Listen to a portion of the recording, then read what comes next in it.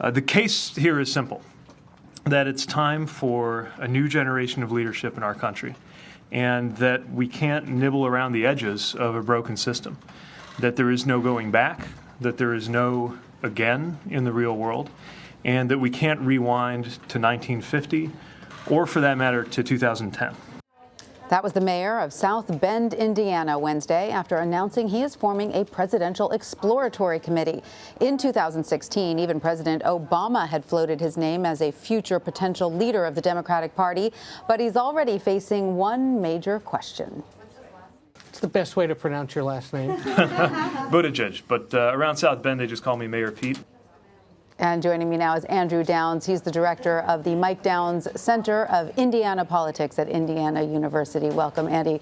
Great to have you with us. Now that Pete Buttigieg has cleared up the pronunciation of his name, we can talk about the issues. Now, he might be on the younger side. He is a millennial, but he certainly has an impressive resume. What can you tell us about his background? Well, for a lot of people, they start with education, and when you go to Harvard and become a Rhodes Scholar, I think a lot of people say that's pretty close to the top, if it's not the top of an educational background. And then in terms of somebody who's in elected office as a young individual, he also spent a number of years working in Washington and also working for a management consulting firm. So he came back to Indiana with a resume that, for someone who was in his 20s, was actually pretty impressive. And how is he perceived there in his home state of Indiana? It's an interesting question. South Bend's the fourth largest city here in the state. He's a second-term mayor, so you would think this is somebody who is just really, really well known. But at the same time, there are a lot of people who don't know. In fact, in class this afternoon, I asked students who the mayor of South Bend was, and one of my students is actually from South Bend, and he had to stop and think about it for a while. So he has a name recognition problem within the state, but that's also a problem he has much broader. And obviously, it's not an insurmountable problem, but it's certainly a significant one right now. All right. Now, I want to play what Buttigieg had to say about the issues he plans to run on. Let's listen. What I will say is it's going to be anchored in these three principles: freedom, democracy, and security. And I think each of those has a lot of policy weight to it. So, freedom, democracy, and security. Nobody is against those three things. So what are some of his biggest accomplishments as mayor that he can highlight going forward? As you just mentioned, that he does have a little bit of a recognition issue at this point. So what specific policy issues can he point to and say, look, as mayor, I did X, Y, and Z? Yeah, one of the great things about being mayor is that you actually have to get things done, because if you don't, the people who live in that city will vote you out of office. But one of the bad things about being mayor is the things you get done are often things that are kind of boring. So, for example, there are a number of transportation projects he worked on, whether that was funding additional projects, but more importantly, actually looking at traffic flow through a city. And I know there are a lot of people who get frustrated by that on a daily basis, but they don't necessarily think of that as a presidential issue. Beyond that, he was involved in making sure that a number of abandoned and vacant houses were torn down, and also some revitalization projects for some larger industrial facilities in the city. So these are things that mayors do on a regular basis, but not necessarily things that make people sit up and say, wow, this is great, other than when they're actually experiencing them.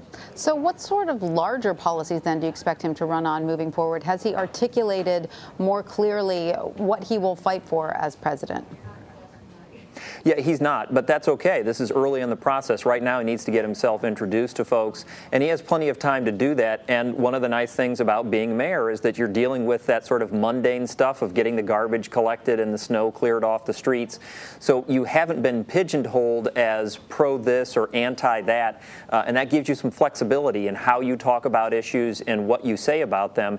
He's a smart guy, and so he'll certainly master the subject matter, and he will be, I think, very strategic in terms of rolling those things out. He won't make incredibly detailed descriptions of what he wants to do initially. He'll get as much earned media out of these things as he can and roll them out in sort of a methodical way. And hey, look, talking about traffic, I think you'll get a lot of people, certainly in New York and probably in LA too, who'll say, that's an issue I'll get behind. So, you know, I want to talk about a little bit about his political past. He ran to lead the Democratic National Committee in 2017, but lost that race. What can you tell us about that bid and his relationship with his party? Well, there are two things that were very good about what he did. First of all, in making the jump into the race, he was a surprise, but he's very good at meeting people. He's very personable, and so he met members of the National Committee. He introduced himself. They liked him. A lot of people said he was their second favorite choice. In fact, some people say he was everybody's second favorite choice. So it was good that he got known. And then the second thing that was smart was to actually get out before the actual vote happened. If he had actually stayed in on that first ballot and received just a couple of votes, then he'd have been labeled as somebody who was a loser. By getting out early, he's somebody who was viewed as someone who's an up-and-coming member of the party, but also somebody who was a realist, who recognized what was going to be happening in that vote. So you think it just raised his profile then? There's no doubt that it raised his profile. He, even before that happened, had been the subject of a couple of articles in larger newspapers, New York Times, Washington Post type things. But that took him to a new level that made him part of regular news stories, not of just expose type things.